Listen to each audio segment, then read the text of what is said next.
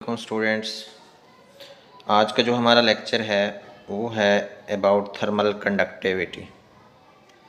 Thermal conductivity को हम आज के लेसन में क्लियर करेंगे। इसको किस तरह से डिफाइन आउट कर सकते हैं। Thermal conductivity, the rate of flow of heat across the opposite faces of a metre cube. अब देखें, ये हमारे पास एक मीटर क्यूब है। इसके अपोजिट फेसेस से जो भी हीट फ्लो करती है from this point two this का हम कंसेप्ट देते हैं। तो इस चीज़ को नाम दिया जाता है थर्मल कंडक्टिविटी का।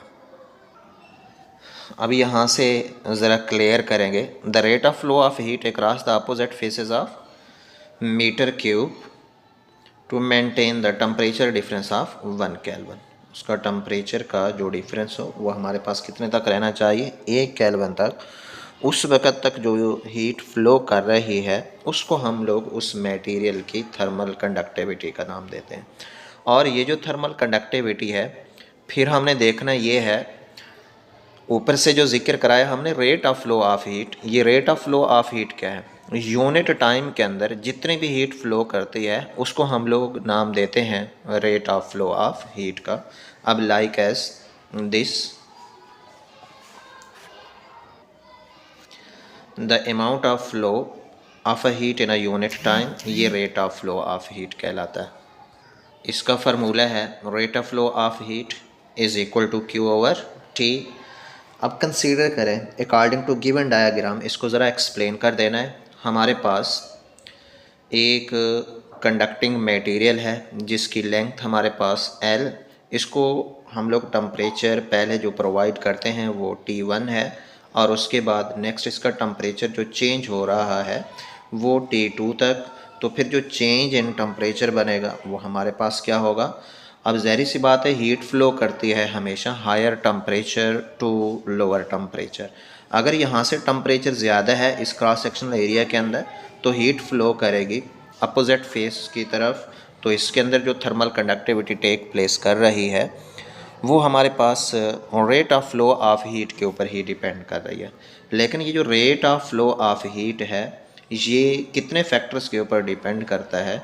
It depend on 3 factors. और ये 3 फैक्टर्स कौन कौन से हैं? फर्स्ट ऑफ ऑल है हमारे पास क्रॉस सेक्शनल एरिया, कि ये जो rate of flow of heat है एरिया के ऊपर कैसे डिपेंड करती है। The rate of flow of heat is directly related to that of area.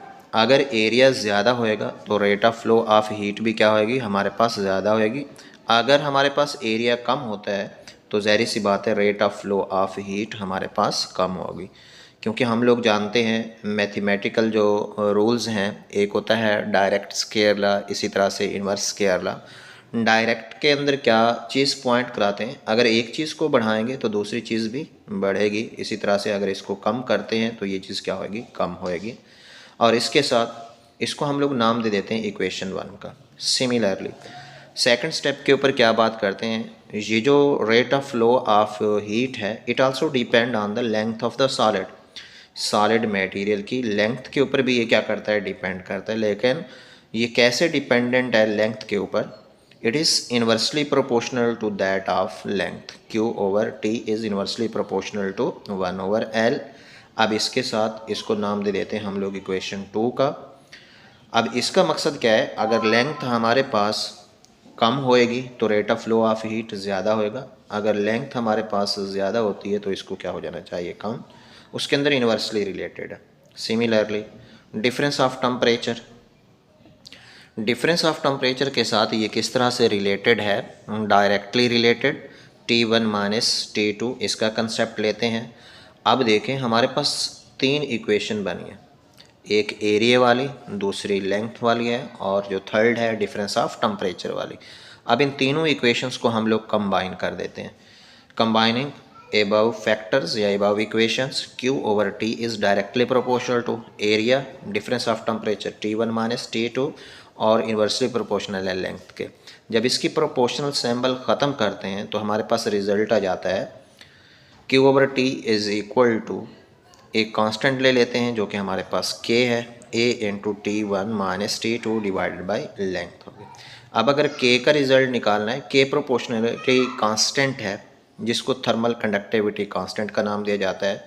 अब साइड के अंदर अगर हम लोग टेबल के ऊपर नज़रसानी करते हैं तो हर एक मटेरियल की थर्मल कंडक्टिविटी हमारे पास प्रोवाइडेड है। लाइक ब्रॉस हो गया, इसकी जो थर्मल कंडक्टिविटी है 105 है।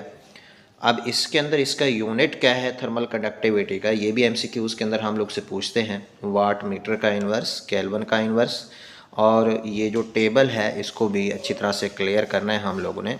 तो अब जो के का रिज़ल्ट आता है Q/T multiplied by L/A into T1 minus T2, ये हमारे पास थर्मल कंडक्टिविटी इस फार्मूले से आसानी के साथ कैलकुलेट कर सकते हैं हम लोग।